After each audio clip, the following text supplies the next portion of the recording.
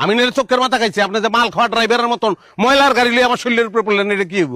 চুরি চুরি আবার চিনা চুরি, আমার পাউডার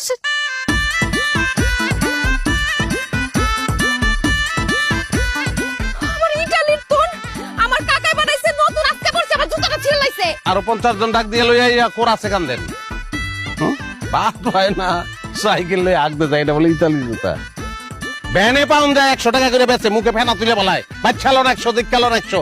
এই তো পরশু দিন আমি কিনা একটা ফকিরে দিছিলাম, ফকিরে ভিক্ষা বাইরে ফেলাইছে, জুতা নিউন আমি। কি? আরে হ্যার ভিক্ষুকের পাও নাই, এর লেগে ফেলাই দিছে, আমি কি করবো? আপনি কি ট্যানারির লোক নাকি বংশ মুসির বংশ?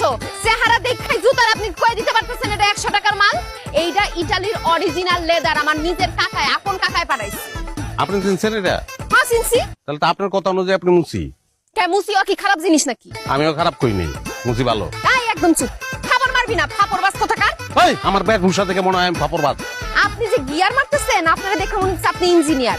শোনেন, এত কথা শুনতে চাই না, আমার জুতার দাম না দিলে কিন্তু আপনার খবর আছে। চ্যানেল কিচ্ছু নাই, স্যাপ দিয়া লাগাই লইলে হয়। আরে আমার যে সিবি, এই যে আমার সিবিটা নষ্ট হয়ে গেছে, হ্যাঁ ধাক্কা লেগে এই যে পড়ে গেছে, হ্যাঁ এটা কি হইব? 2 টাকার খাম আবার করতেছে হামতাম।